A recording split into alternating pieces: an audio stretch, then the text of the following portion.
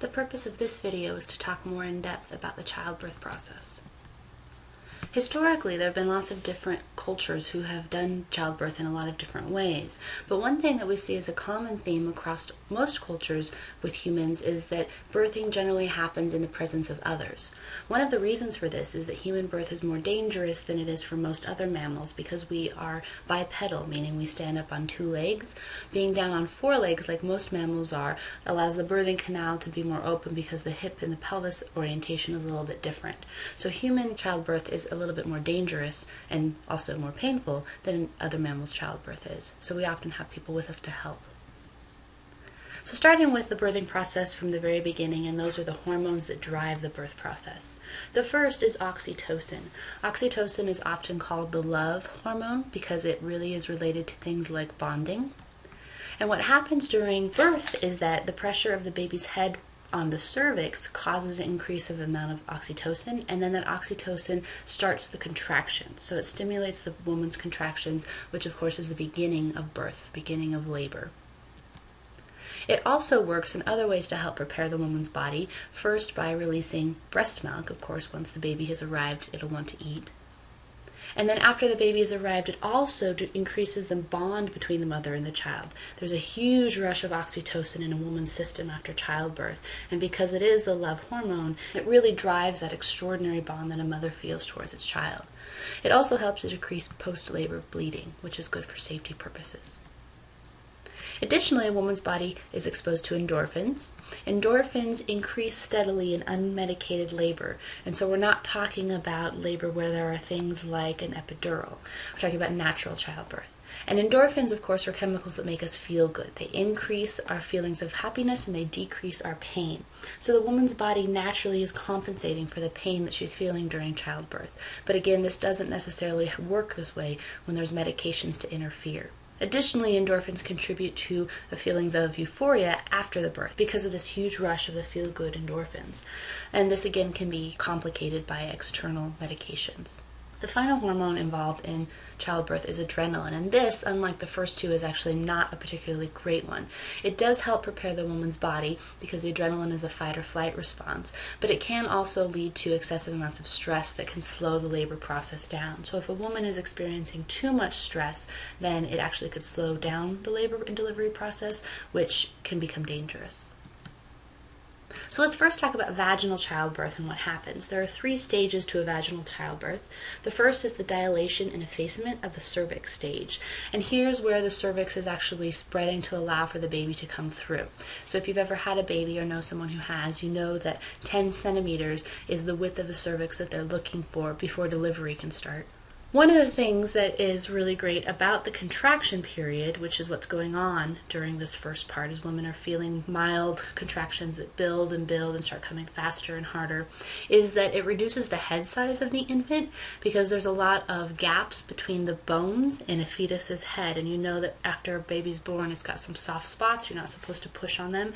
And that's because the skull hasn't totally fused together yet. So the muscle contractions of the uterus can help actually push those bones closer together, which is beneficial because you're trying to get a very large object through a very small space, the cervix and the vagina. So a smaller head is helpful. It also starts to prepare the lungs. So the baby's lungs are filled with liquid at the time when labor and delivery is going to happen. But soon, once they come into the world, they're going to need to start breathing air. So they need to get that liquid pushed out of their lungs. And one thing that contributes to this is the contraction process. Next, we have the actual pushing and delivering. So once the cervix has gone to 10 centimeters and the contractions are coming quickly, then a woman is going to start pushing. And this is the portion of actual delivery. Once the baby's out, though, there's still a third and final step, and one that isn't talked about that often, and that's the delivery of the placenta. So remember, the placenta is the bloody sac that's attached to the lining of the uterus that allows nutrition to go from the mother to the developing fetus and the waste from the fetus's body out so the woman's body can get rid of it. And that actually detaches from the lining of the uterine wall and has to be delivered also. Some women aren't prepared for this last delivery because there is sometimes some pushing involved to get that placenta out. Sometimes the placenta doesn't fully detach, in which case a doctor may have to actually kind of scrape it or pull it off. Of course, C-sections occur more and more commonly in our culture. This is partially because C-sections are sometimes medically required to save the life of the baby or of the mother. It is the case, though, that C-section rates have probably risen beyond what's necessary. The World Health Organization has said that probably 18 to 20% is the maximum rate of cesarean section that any culture should have, and in the United States right now it's more like 33%, so approximately 1 in 3 women are having cesarean sections. So there is some concern that maybe C-sections are happening too often, or the idea of an elective C-section where a woman chooses to deliver her baby this way. But this is a major surgery, and it comes with risks for the woman, and it comes with risks for the baby as well. Infants who are born through cesarean section have various risk factors that infants who are born vaginally don't have. So the process, starting in the upper left-hand corner, is they identify the place where they're going to make the incision, cut through the skin and through the fat, and then through the uterus, and then basically they pull that skin apart, clamp it apart, so that the doctor can extract the baby by inserting their hand or other tools that we'll talk about shortly to pull the baby's head out through that incision, and then the woman is sewn back up. And again, this is an extremely major surgery, and women oftentimes have a pretty long recovery process from this. Additionally, once you've had one cesarean, it's very likely that you'll have to have another if you ever have another pregnancy. One reason for this is that there's concern about tearing in the scar tissue and internal bleeding, but there are risks to multiple cesarean sections as well. So for example, something called placenta accreta, where during development the placenta attaches too deeply in the uterine wall, so that when it detaches, it increases the risk of a massive amount of bleeding for the woman. Now, there are a lot of options for women in the United States about how their labor and delivery process goes. The first issue that they need to deal with is who's going to deliver the baby.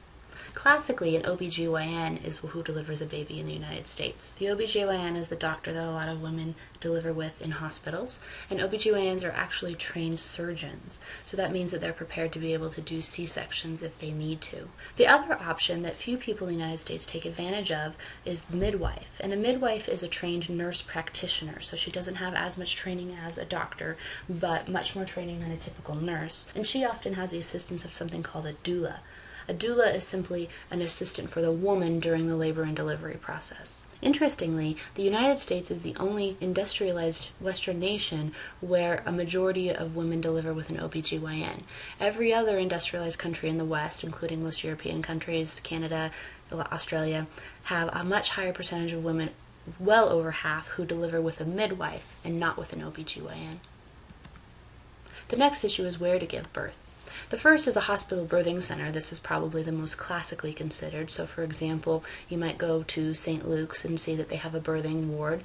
You also might end up in a hospital operating room. This will be the case if you needed a cesarean section. There are such things as freestanding birthing centers that aren't directly associated with hospitals in as much as they are within a hospital, but sometimes they can be attached. Oftentimes this is a place where you would find much more midwifery, whereas in the first two you'd probably find more OBGYNs. And then finally, some people choose to give birth at home. This image shows a water birth at home, so some women will give birth in a pool that's set up in their house. There are a lot of different positions for delivery. The classic one that you probably have seen on TV is what's referred to as the lithotomy position, which is just the laying down position. However, there are other options like being upright or squatting. And interestingly, being upright or squatting is much better for delivery than lithotomy. Laying down is one of the most dysfunctional positions for giving birth. Being upright or squatting helps speed the progress of the labor because of things like using gravity. It helps widen the pelvic opening. When you're standing up, your pelvis is broader than when you're laying down. It's kind of collapsed on itself. Additionally, women who are upright or squatting have less back pain. Laying down and pushing is much more painful on the back. It also improves oxygen supply to the baby. So there's numerous reasons why being upright is more beneficial than laying on your back. So it would be interesting to consider then, why is it that so many women give birth on their back in the United States? Is this a decision that's made for mothers, or is this a decision that's made for doctors? And then, like I mentioned before, there's water birth, where oftentimes you have upright or squatting, but in a pool of water, so that the baby comes out directly into water and then it's brought to the surface fairly immediately. Some people find this strange because they want to know, is the baby going to drown? But remember that in the womb, there's a bunch of amniotic fluid and that the baby actually had water in its lungs. So as long as you don't hold the baby underwater, it's okay to birth the baby into water. Now, another issue that a lot of people deal with is, should I take the medications and the childbirth drugs or shouldn't I? So here are some of the common drugs and what they do to help you know what your options are. The first and most commonly administered drug is something called Pitocin. And Pitocin is basically synthetic oxytocin. So remember, we talked about oxytocin as being the thing that drives the labor process. And it's often given to speed up the process of labor and delivery. But it causes stronger and longer contractions, making it a more painful delivery for the mother. And there's some increase of other risks, things like uterus tearing, and can decrease the blood flow and oxygen to the baby. So this is interesting because what happens is oftentimes if a woman's not progressing quickly enough in the eyes of the doctor, they'll give her Pitocin, which makes her pain more, and so she might be more likely to jump to the next medication, when the common one is the epidural. The epidural is a shot into the lower spine, an anesthetic in the lower spine. And what happens here is that it actually slows labor down. So they've been given Pitocin to make the labor go faster, but it causes more pain, so more women are more likely to get an epidural, which slows the process down of labor, so oftentimes more Pitocin is administered. It's a kind of a cycle. One thing that they found in the research is that women who have epidurals have an increased need for the use of forceps or a vacuum extraction, and I'll talk about those tools in a moment. But in terms of hard impact on the baby, there's not a lot of strong data pointing to one way or the other about whether this is good for a baby or not. One concern is about the descent in rotation, so that babies might be more likely to get caught up in the cord or to not come head first out. There's some concern that they might have depressed breathing, and that it could lead to breastfeeding problems after the labor and delivery process. But again, there's no clear data to support these concerns. They're just areas of inquiry, things that researchers are looking into.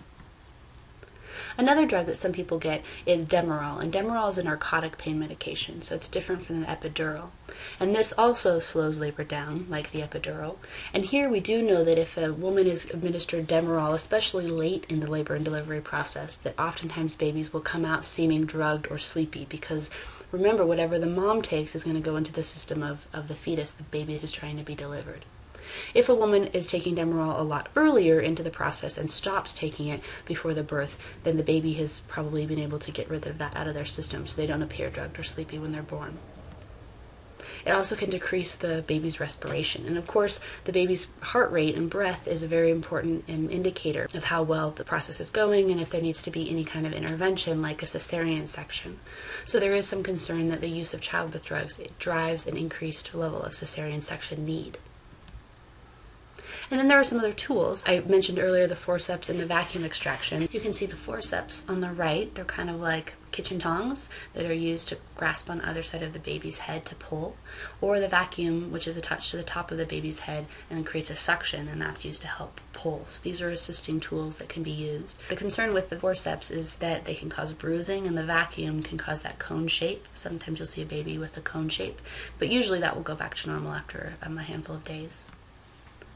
A lot of women experience an episiotomy, and an episiotomy is an effort to decrease the risk of tearing. A lot of women experience vaginal tearing as the baby's head comes through their vaginal opening, and the argument here is that because it's so common that you should just go ahead and cut the vaginal opening larger to start out with. The argument is that if the baby's head is what's going to cause that tear, that the injury is going to be a jagged tear, whereas if you had an episiotomy, there'd be a surgically cut tear so that it would be easier to heal because it would be a straight line. There's a lot of debate about whether the episiotomy is actually helpful or not, so this would depend on the kind of doctor that you had. Oftentimes women who have midwives will have vaginal massages in an effort to decrease tearing instead of an episiotomy.